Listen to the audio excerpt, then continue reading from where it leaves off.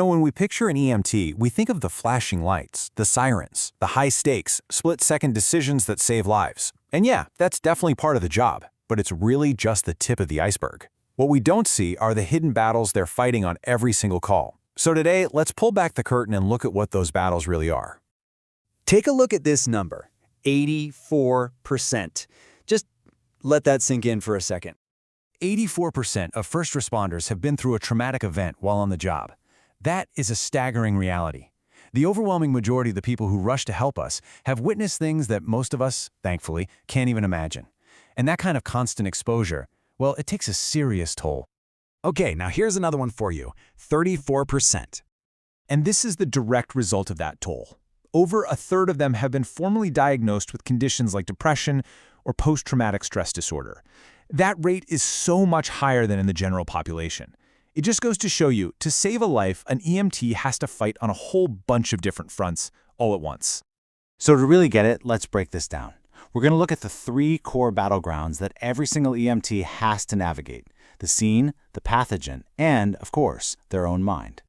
All right, first up, the most immediate threat, the scene itself. This is where all the physical, external dangers are just waiting. Think about it. Before they can even get close to a patient, an EMT has to size up this storm of potential threats in a matter of seconds. Are there downed power lines? Is that car leaking chemicals? Is the vehicle stable or is it going to roll? Is there a risk of violence? They have to clear all of these hurdles before they can even begin to provide care. And get this, in some situations, EMTs literally have to think like soldiers. They're trained in the huge difference between cover, that's something that can actually stop a bullet or shrapnel, and concealment, which, just hides you from sight. It's a pretty stark reminder of the unpredictable and sometimes straight-up hostile environments they walk into. So once the scene is secure, the battle shifts. It goes from the dangers you can see to the ones you absolutely can't. This is battleground number 2, the microscopic threat of pathogens. It all starts with knowing your enemy, right? So an infectious disease is caused by these harmful little organisms. But a communicable disease is one that can actually spread, and that difference is crucial.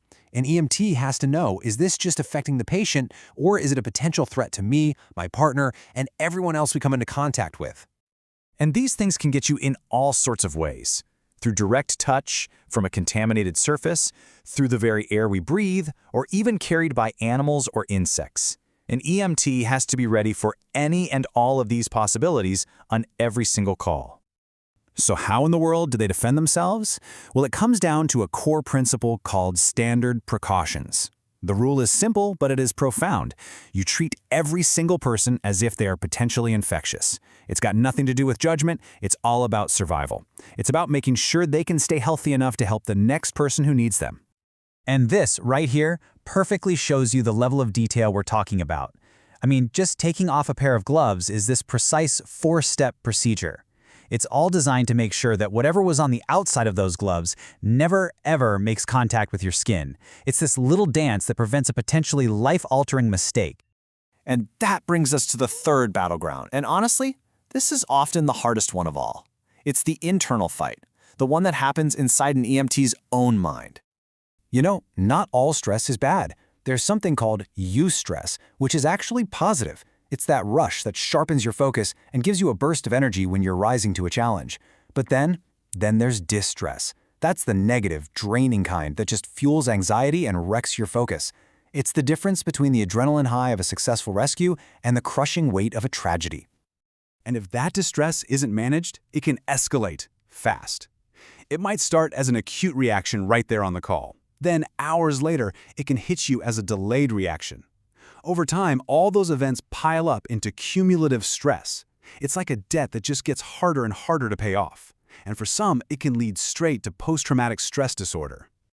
And this quote, man, it just absolutely nails it. The power here isn't in trying to avoid trauma. In this line of work, that's just impossible. The real power is in managing your reaction to it, because that reaction is what decides whether the stress helps you or destroys you. So, how do they do it? How do you manage that reaction?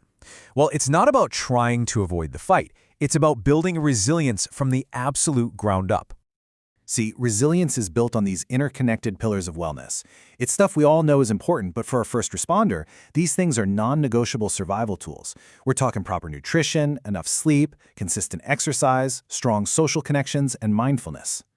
But let's be real for a second and just look at one of those pillars, sleep. The recommendation is 7 to 9 hours a night. The reality? Research shows half of all EMS personnel get less than 6. And this sleep gap isn't just about feeling tired. It leads to more medical errors, more vehicle crashes, and a whole host of long-term health problems. The good news, though, is that there are proven strategies to fight back. Things from simple changes at work to building a support system outside of the job and really embracing things like exercise and relaxation techniques. These are not luxuries. They are an essential part of the job. Which really leaves us with this one final and I think critical question. We depend on these incredible individuals to care for us in our absolute worst moments. But it is so clear that they face these immense physical, biological, and psychological battles every single day. So, who is caring for them?